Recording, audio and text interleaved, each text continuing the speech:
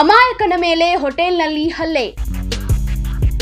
ಬಟ್ಟೆ ಕೊಡಲಿಲ್ಲ ಅಂತ ಮೊಬೈಲ್ ಒಡೆದ ಪುಂಡ.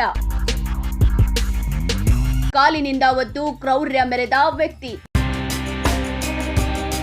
ಹುಬ್ಬಳ್ಳಿಯಲ್ಲಿ ಹೆಚ್ಚಾಗ್ತಿದೆಯಾ ಪುಂಡರ ಹಾವಳಿ? ಯಾವಾಗ ಬೀಳುತ್ತೋ ಇಂಥ ಪುಂಡರಿಗೆ ಬ್ರೇಕ್. ಹುಬ್ಬಳ್ಳಿಯ ಹೊಸೂರಿನಲ್ಲಿ ನಡೆದ ಘಟನೆ ಈಗ ನಾಗರಿಕ ಸಮಾಜವನ್ನ ಆತಂಕಕ್ಕೆ ದೂಡಿದೆ.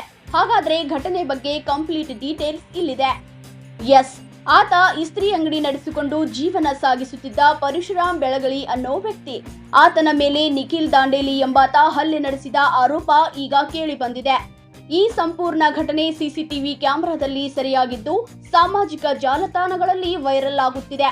ಮಾಹಿತಿಯ ಪ್ರಕಾರ ಇಸ್ತ್ರಿ ಮಾಡಲು ನಿಖಿಲ್ ಪರಶುರಾಮ್ಗೆ ನೀಡಿದ್ದ ಬಟ್ಟೆಗಳನ್ನು ಸಮಯಕ್ಕೆ ಕೊಡಲಿಲ್ಲ ಎಂಬ ಕಾರಣಕ್ಕೆ ಏಕಾಏಕಿ ಹೋಟೆಲ್ನಲ್ಲಿದ್ದ ಪರಶುರಾಮ್ ಮೇಲೆ ಹಲ್ಲೆ ನಡೆಸಿದ್ದಾನೆ.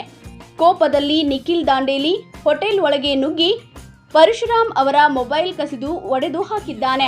ನಾ ಬಟ್ಟೆ ಕೊಡಕ್ಕೆ ಹೋಗಿದ್ದೆ. ಫೋನ್ ಚಾರ್ಜಿಂಗ್ ಇದೆಲ್ಲ ಚಾರ್ಜಿಂಗ್ ಇಟ್ಟಿದ್ದೆ ಫೋನ್ ನಾನು.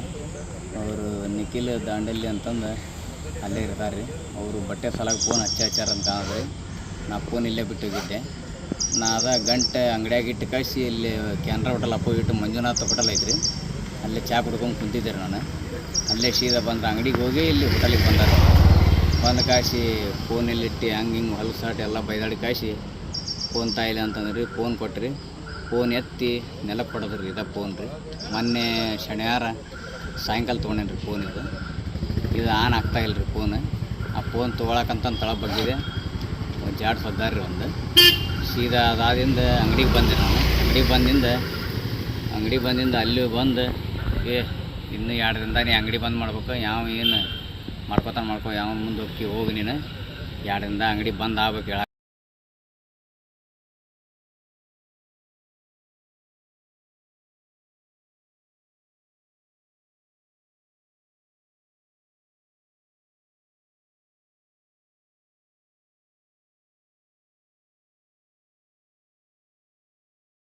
ಗಾಯಗೊಂಡ ಪರಶುರಾಮ್ ಅವರನ್ನು ತಕ್ಷಣವೇ ಕಿಮ್ಸ್ ಆಸ್ಪತ್ರೆಗೆ ದಾಖಲಿಸಿ ಚಿಕಿತ್ಸೆ ನೀಡಲಾಗಿದೆ.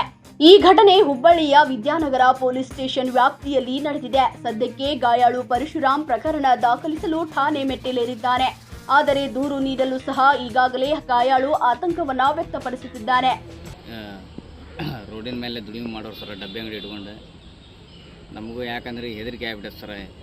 ಮಂದಿ ಯಾರಿಗೆ ಬಿಡ್ತಾವೆ ಸರ್, ಏನು ಕೇಂದ್ರ ಆದರೆ ಏನು ಮಾಡ್ಬೇಕಂತ ನಮಗೆ ಹೆದರಿಕೆ ಸರ್. ಅದು ಹೆದರಿಕೆ ಸರ್. ಈಗ ಕಂಪ್ಲೀಟ್